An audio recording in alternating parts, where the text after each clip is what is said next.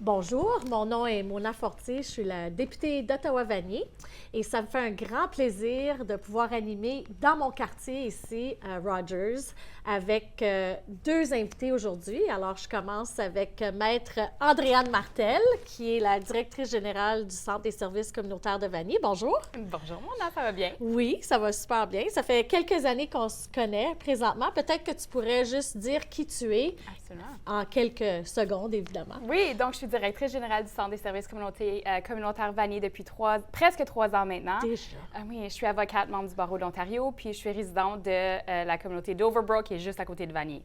Hey, c'est super. Donc ça veut dire que c'est dans la circonscription d'Ottawa-Vanier dont je représente. Et ça me fait un grand plaisir de te recevoir aujourd'hui sur le plateau pour qu'on parle justement des services du Centre des services communautaires Vanier. Il y a beaucoup de services qui sont offerts. On va concentrer sur quelques-uns. Mais je voudrais au moins faire un petit coucou à tous les employés qui travaillent tellement fort au service de la communauté. Il y en a combien encore à peu près qui travaillent? On est rendu à une équipe d'environ 120 personnes. Wow! 120 personnes complètement dévouées à leur travail, qui croient dans notre mission, puis travaillent très fort à chaque jour pour les résidents de Vanier, mais pour Ottawa, puis pour nos services à l'extérieur d'Ottawa aussi. Ça fait quelques années que le Centre de pédiatrie sociale existe. Parle-nous un peu de quel service ça offre, puis qu'est-ce qui est si spécial du Centre de pédiatrie sociale. Oui, donc c'est un service qui existe depuis 2017 maintenant. C'est un modèle qui se base sur le modèle du Dr Gilles Julien à Québec. Puis en gros, on a une équipe de différents professionnels qui travaillent pour l'enfant qui va à l'école à Vanier ou qui vit à Vanier. Donc en fait, souvent on reçoit des références des écoles. Puis ce sont les enfants qui sont vulnérables, qui ont des besoins. On rencontre l'enfant avec une équipe de professionnels autour de la table, comme une table de cuisine quasiment. Tu as le médecin, tu as les intervenants sociaux, tu as l'enseignant, tu as un avocat qui diagnostique l'enfant avec l'enfant et sa famille pour ensuite faire un plan d'intervention personnalisé. Puis on travaille avec la communauté et les partenaires communautaires pour adresser tous les déterminants sociaux de l'enfant. Alors, il y a quelques années passées, on parlait, puis tu avais un projet en tête de prescription sociale. Puis tu avais besoin d'un peu d'argent. Alors, ensemble, on a été chercher un peu de financement du gouvernement fédéral pour que tu puisses justement initier cette prescription sociale. Parle-moi-en un peu. Oui, quel projet absolument phénoménal que nous avons eu. Donc, on a reçu un beau financement du fédéral pour lancer le premier programme de prescription sociale pour les enfants. Donc, en fait, c'est une prescription sociale, c'est une prescription écrite, mais au lieu d'être médicale, c'est une activité. Donc, c'est pour adresser les enjeux des enfants par l'entremise du sport, par exemple. Donc, on rencontre l'enfant, on lui demande quels sont ses intérêts, puis en sortant, ils reçoivent une prescription pour une joute de hockey, des sports, des little medical school, par exemple, donc basé sur l'intérêt de l'enfant. Puis le programme financé par le fédéral nous a permis de payer ces prescriptions sociales-là. Wow. Donc, on a reçu des dons d'environ 150 organismes de la région et de la province pour offrir ces prescriptions sociales-là gratuitement. Puis vous pouvez avoir des partenariats, j'imagine, dans la communauté, justement, pour livrer ces prescriptions sociales. Puis ça fait toute une différence, si je comprends bien. C'est incroyable. Les enfants qui sont venus nous voir pour dire, il y a une petite en particulier qui est venue voir nous dire, j'ai toujours voulu garder, mais j'ai jamais pu faire le cours de gardiennage. Donc, la prescription sociale, c'était le cours de gardiennage. C'était son premier diplôme. Donc, c'était son premier certificat à vie. J'ai des frissons à y penser. Bien, je comprends. Oui. Alors, parle-nous aussi du fait que pour pouvoir offrir tous ces services-là, il faut pouvoir avoir l'appui et de l'argent, comme on dit. Et le Centre des services communautaires Vanier organise annuellement, depuis plusieurs années maintenant, Espoir culinaire. Parle-nous un peu d'Espoir culinaire et peut-être qu'on pourrait parler aussi au public qui nous écoute aujourd'hui pour pouvoir savoir qu'est-ce qui s'en vient prochainement. Effectivement, on a besoin des levées de fonds pour offrir nos programmes, pour offrir des prescriptions sociales, pour nos services à la famille, jeunes et enfants. Donc, on organise le 6 mars prochain, de 5 à 7. Donc, c'est un format tapas cocktail à la Cité, donc en partenariat avec l'ambassade de l'Espagne à Ottawa. La Cité. Puis c'était en fait une mise en commun par Mona avec l'ambassade de l'Espagne. On va organiser cet événement de levée de fonds. Puis les billets sont en vente sur notre site web au cscvanier.com. Et puis, c'est une belle soirée. Environ 300 personnes vont y participer. Puis, l'objectif, c'est une levée de fonds pour nos services à la famille. Alors, Son Excellence Alfredo, là, j'ai un blanc de son dernier nom parce qu'on est rendu qu'on se parle avec nos premiers noms. Donc, Son Excellence est un des, disons, parrains de la soirée. Puis, il y a quelqu'un d'autre qu'on connaît très bien de la communauté qui soutient. Oui, effectivement, on est très, très ravis d'avoir comme présidente d'événements la sénatrice Marie Charette-Poulain, qui va être non seulement présente, mais qui a été vraiment une partie intégrale de l'organisation de l'événement également. Alors, vous êtes invité à pouvoir participer à cette levée de fonds, puis c'est tellement bon parce que non seulement qu'on découvre un pays au niveau culinaire, mais les étudiants aussi contribuent à ce succès de la soirée. Et là, c'est une occasion de réseautage. Donc, effectivement. Et vous ramassez à peu près combien d'argent? On vise cette année environ 35 000 C'est déjà beaucoup. Oui. Ça l'aide à oui, ça va très loin. C'est un 35 000 qui va très, très loin pour nos services, pour la famille, puis pour les enfants les plus vulnérables de Vanier, en fait. Alors là, parlons d'un autre service que vous offrez, que moi, j'ai un coup de cœur, évidemment, parce que c'est tellement important pour la communauté, surtout dans Ottawa-Vanier. Partage Vanier. Oui. La banque alimentaire qui dessert un secteur dans le secteur Vanier. Parle-moi un peu de Partage Vanier, puis après ça, j'aimerais ça qu'on parle un peu des défis qu'on a présentement. Donc, Partage Vanier, puis ce que j'ai découvert en arrivant au centre, Partage Vanier, c'est un service de dépannage alimentaire. C'est pas une épicerie où tu peux venir quand tu veux. C'est vraiment un service qu'on offre une fois par mois aux résidents de Vanier, donc au K1L, où ils viennent chez nous et reçoivent une boîte de nourriture adaptée à la taille de leur famille pour 4 à 5 jours de nourriture par mois. Donc, les résidents peuvent venir nous voir une fois par mois et recevoir 4 à 5 jours de nourriture. Comme on voit dans les nouvelles, on a vu des augmentations fulgurantes de visites. Dans les 3 dernières années, on a vu une augmentation de 92 de visites. Wow. Ouais. Oui. Et puis, ça, c'est un service, non seulement qu'il y a des employés, donc Jean-Michel, qu'on sait qui travaille là, mais aussi il y a des bénévoles qui peuvent contribuer. Parle-moi un peu des bénévoles, comment, si quelqu'un aujourd'hui nous écoute, pourrait contribuer à faire une différence ou une bonne action, comme on dit, à Partage Vanier. On ne pourrait jamais fonctionner sans nos bénévoles. Donc, on a présentement 19 bénévoles à Partage Vanier qui offrent de leur temps. Ça peut être de littéralement prendre les boîtes des livraisons de nourriture puis les rentrer à l'intérieur, à faire des petits sachets de sel, de sucre, de farine. Donc, vraiment, tout le temps que les gens peuvent offrir, on le prend. Encore une fois, si les gens sont intéressés, ils peuvent aller sur notre site Web. Mais sans les bénévoles, on ne pourrait pas opérer la banque alimentaire. Puis, juste l'année passée, on a desservi, on a offert 14 000 rendez-vous en un an, des chiffres qu'on n'a jamais vus dans le passé. Puis là, on voit aussi, juste récemment dans les nouvelles, la Banque alimentaire d'Ottawa qui nous annonce que d'autres coupures, d'autres services qui ne pourront pas être offerts quand, tu viens de mentionner, la demande est en augmentation. Alors, comment on va faire pour pallier puis faire en sorte qu'on peut continuer le service, sachant très bien qu'on a besoin, évidemment, le coût de la vie est plus élevé. Tout le monde essaye de faire les fins de mois. Est-ce qu'il y a une solution? Comment on va faire pour avancer? C'est un problème systémique. Donc, les gens qui viennent nous voir, c'est des problèmes qui sont beaucoup plus complexes, c'est des problèmes beaucoup plus complexes que ce qu'on voyait dans le passé. Donc, en gros, on fait partie du réseau du Ottawa Food Bank, donc une agence qui est financée et qui reçoit de la nourriture du Ottawa Food Bank. Puis, en gros, ça va être de se rassembler comme communauté, on reçoit des denrées puis des levées de fonds qui vont nous aider à continuer à offrir de la nourriture aux gens les plus en besoin de Vanier.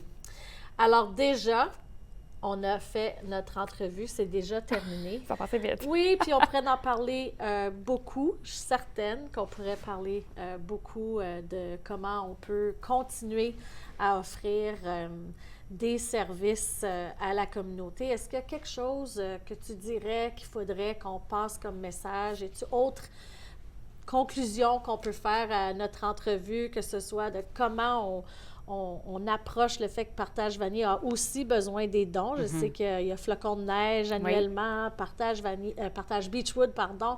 Mais est-ce qu'il y a autre chose que tu voudrais partager à la communauté? au sujet du centre? Je pense pas que personne va apprendre rien de nouveau ici, mais Partage Vanier, c'est un bijou. C'est un bijou de notre communauté. Les gens donnent tellement de leur temps, donnent leur argent, donnent leurs dons, donc poursuivent cette belle esprit communautaire. Donc, tous les efforts sont appréciés. Donc, que ce soit un don de temps, d'argent ou de denrées pour Partage Vanier, tout est apprécié. Puis tout le monde peut contribuer. Absolument. Hein? Que tu sois jeune, grand. Le fait aussi qu'on peut encourager les écoles. Donc, je sais que le Collège catholique Samuel Genet passe beaucoup de temps à faire une différence dans la communauté. Puis, si je ne me trompe pas, participe, entre autres, à Flocons de neige. Absolument. Pour faire le service, pour chanter, tout ça. Est-ce qu'ils font d'autres choses, les jeunes du Collège catholique Samuel Genet avec le Centre des services communautaires de Vanier? Oui, donc à tous les ans, au déjeuner Flocons de neige, c'est eux qui desservent les tables. On a des vraiment beaux partenariats avec les 2 conseils scolaires de la région francophone, donc le CSCCE et le CPO. Puis en fait, quand je parlais de Partage Vanier comme bijou, les écoles entreprennent notre cause sans même qu'on leur demande. Donc, par exemple, mon fils va à l'école Tré-des-Bois, puis l'école a décidé d'organiser une levée de fonds pour la banque alimentaire Partage Vanier. Les gens sont extrêmement généreux. Les jeunes vendent de la limonade puis nous apportent les profits. Ouais, c'est vraiment beau. Il y a un vraiment bel esprit communautaire. Et puis, parce qu'il nous reste juste quelques minutes, 2 minutes à peu près, je pense que ce qui serait important aussi, c'est de remercier non seulement les employés, mais aussi tu as un conseil d'administration qui est très fort. Et moi, je les ai rencontrés à plusieurs reprises. C'est des gens qui donnent leur temps pour s'assurer de la bonne gouvernance du centre. Est-ce que tu as un message à partager aux gens de chez vous, là, avec qui tu travailles de façon régulière? Oui, non, je suis tellement choyée d'être entourée par un conseil d'administration qui m'appuie dans mon travail, qui a confiance en moi, puis qui donne leur temps pour leur communauté ultimement. Donc, notre président, Michael McClellan, est à la présidence du centre depuis plusieurs années, donne énormément de son temps, tellement généreux avec ses conseils, généreux avec sa connaissance également de Vanier et des résidents de Vanier. Oui. Et des partenaires. Donc, ce sont des gens qui ont énormément de connaissances du quartier, non seulement du quartier, mais des gens qui ont des serres au centre. Donc, je suis très choyée. Merci beaucoup aux membres du conseil d'administration du Centre des services communautaires Vanier. Bien, c'est une grande famille que tu as, avec qui tu travailles. Oui. Et vous faites beaucoup, beaucoup de travail sur le terrain. On en parle, tout le monde en parle, comme on dit. Il y a beaucoup, beaucoup de choses que vous réalisez, puis je veux vous féliciter puis vous remercier d'avoir fait toute cette différence et continuer à le faire. Et j'espère qu'on pourra continuer à voir les succès que vous avez. Écoutez, le prochain invité que je vais recevoir, c'est Luc Termonville de l'Association des entrepreneurs et professionnels noirs d'Ottawa-Gatineau. Et j'ai hâte de lui parler aussi de comment lui fait la différence dans la communauté. On se retrouve après la pause.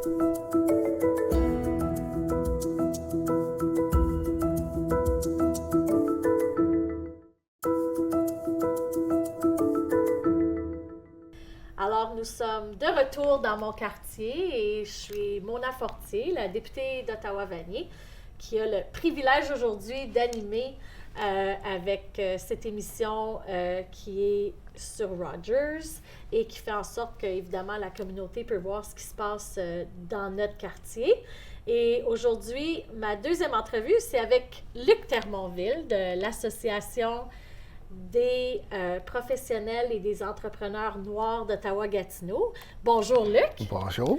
Merci d'avoir accepté de venir me parler du succès de l'association et tout le travail que tu fais pour s'assurer que la communauté puisse prospérer dans notre communauté. On est des voisins, hein? Oui. Je sais qu'au 233 chemin Montréal, ça c'est mon bureau, mais toi, tu es au 235. Et en plus, le 235, tu as un hub. Ça s'appelle le 235 Hub. Parle-nous un peu de ton endroit, puis comme qu'on dit, qu'est-ce que ça mange en hiver? Merci beaucoup de m'avoir reçu. Ça me fait très plaisir d'être ici avec vous. C'est ça. Mon nom, c'est Luc Termonville, PDG de l'Association des entrepreneurs noirs d'Ottawa-Gatineau. Moi, je suis entrepreneur, philanthrope et leader de la communauté. Puis, comme tu dis, je suis au cœur de Vanier. Oui. Et puis, c'est une ville que j'aime bien. J'ai grandi là, puis j'ai eu beaucoup de succès-là aussi à Vanier.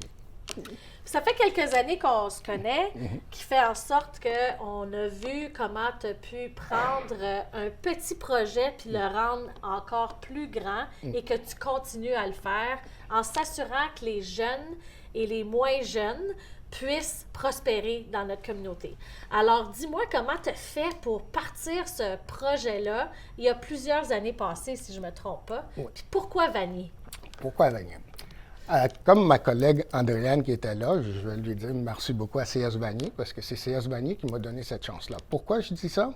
Parce que quand j'ai fini l'école, il y avait un programme qui s'appelait Canada Art et Nature qui nous permet d'avoir un stage pour être capable d'avoir un meilleur emploi.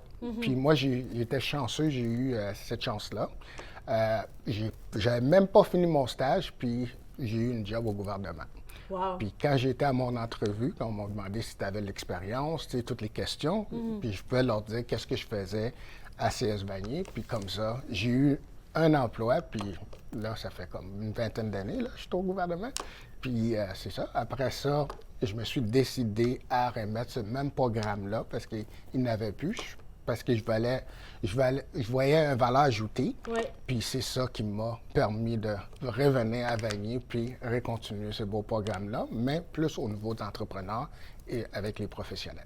Bien, il y a une chose que j'ai toujours trouvée chez toi, c'est le fait que tu es un créateur, tu es un entrepreneur. Donc, tu as dû être, même si tu as eu une très belle expérience au gouvernement, on en avait parlé, cette envie-là de vouloir faire quelque chose avec cette créativité que tu avais et vouloir justement permettre à d'autres de pouvoir montrer leur talent. Donc, parle-moi un peu du 235 Hub là, qu'on parlait plus tôt aujourd'hui, là, que c'est un des bijoux que tu as créé et qui permet à d'autres, si je comprends bien, de pouvoir faire connaître leur talent puis leur service. Oui.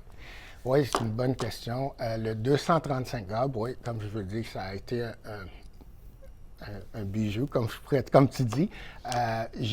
On a créé ça, moi, avec plusieurs entrepreneurs. Il y a mon fils David, il y a aussi...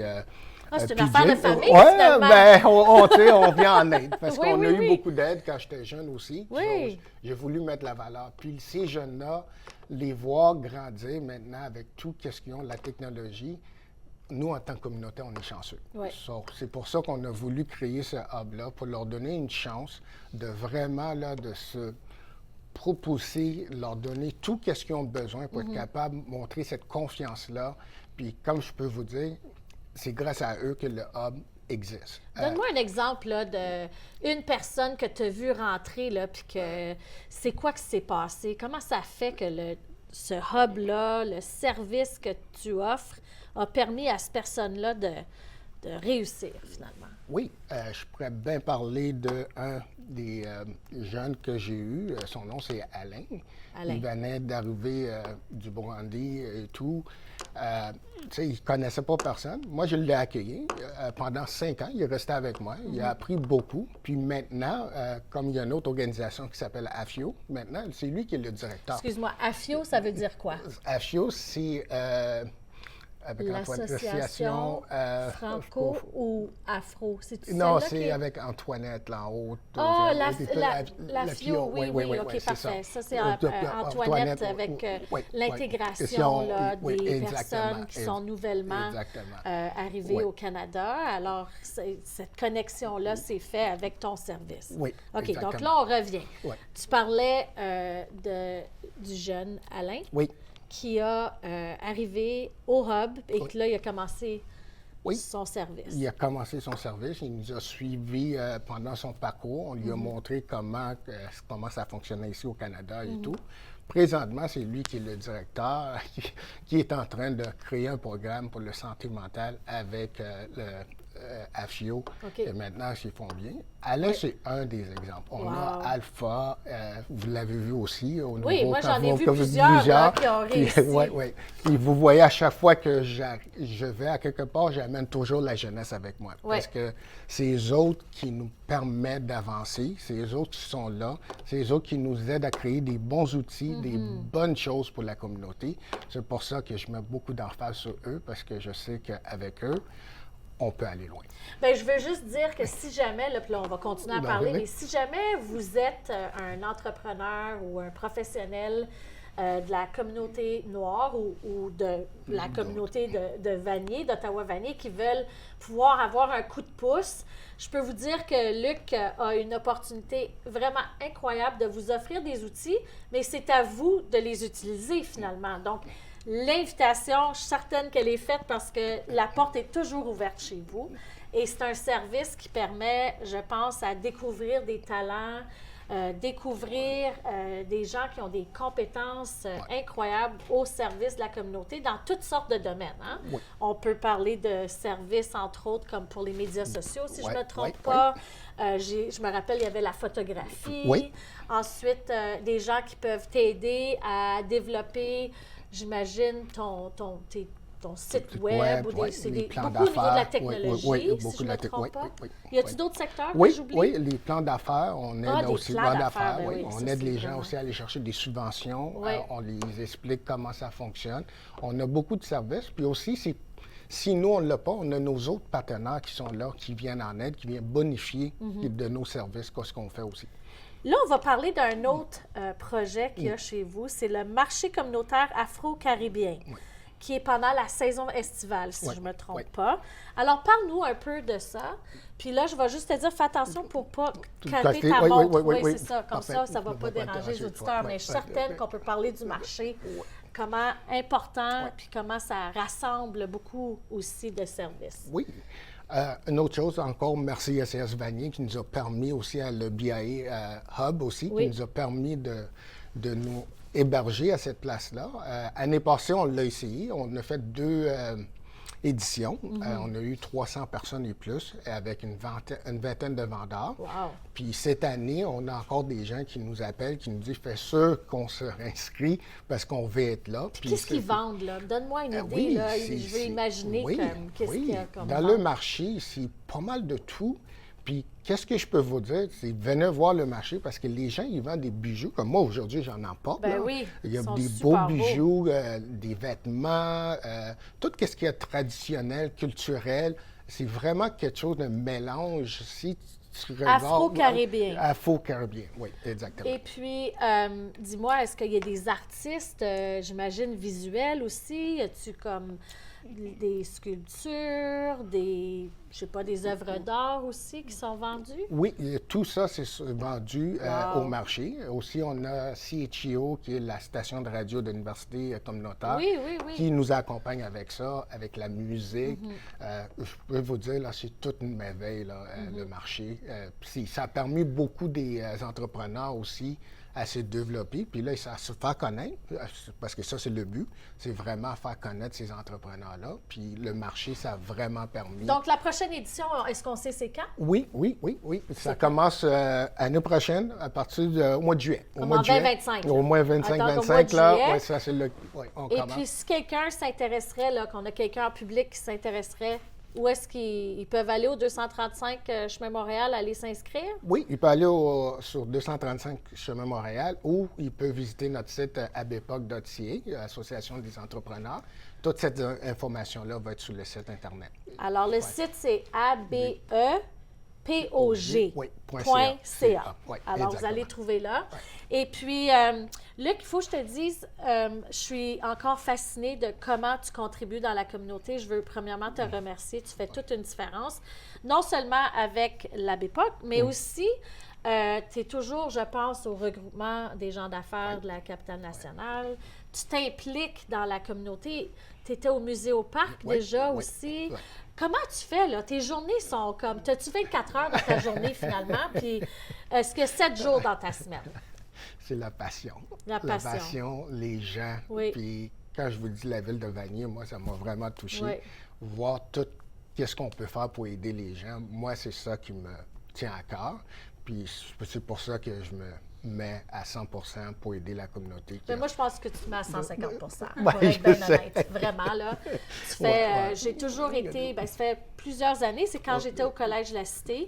Je pense la première fois qu'on a fait connaissance, puis ensuite, comme député, j'ai trouvé, puis on a fait des choses ensemble là, pour trouver non sellement du financement pour tes projets, mais Oui. aussi pour pouvoir apprendre à connaître puis propager ce que j'appelle la bonne action. Parce Oui. que ça, c'est quelque chose qui est très fort chez vous. Puis même, tu me dis que c'est une affaire de famille. Alors, même ta famille participe également. Oui. Et puis, tu touches vraiment un territoire qui est grand, finalement, la région de la capitale nationale. Ottawa, Gatineau. Oui. Combien de personnes, là, tu dirais que tu as touché ou que tu as dans le réseau, là, présentement? Oui, juste avec le Hub, on accueille quasiment 1000 personnes par année. Wow! Ça fait depuis 2017 qu'on est là. So, on a près 1000 personnes. Puis là, on vient juste de rénover le Hub pour accueillir plus de monde. Sauf cette année, on devrait avoir plus parce qu'on a beaucoup d'activités qui s'en viennent. On a l'Histoire des Noirs qui s'en vient. Oui, le mois de février, c'est l'Histoire des Noirs. Justement, on fait un événement ensemble. Oui, exactement. Le 13 février, je pense. Alors, ça amène beaucoup de monde. Excellent. Puis là, avec l'expansion qu'on fait, mais là, ça va être encore plus. Puis on là, est déjà à la fin, Luc. OK, on fait déjà signe qu'on est à la fin, on pourrait continuer. Oui. Mais premièrement, merci encore de tout ce que tu fais. Merci d'avoir fait l'exercice avec moi aujourd'hui de cette entrevue. Vous venez de rencontrer Luc Termonville avec l'Association des professionnels et entrepreneurs noirs d'Ottawa-Gatineau. Et ça me fait un grand plaisir d'être l'animatrice dans mon quartier. J'espère que vous pourrez nous donner des commentaires. J'espère qu'on pourra se croiser dans la communauté. Au plaisir de vous revoir.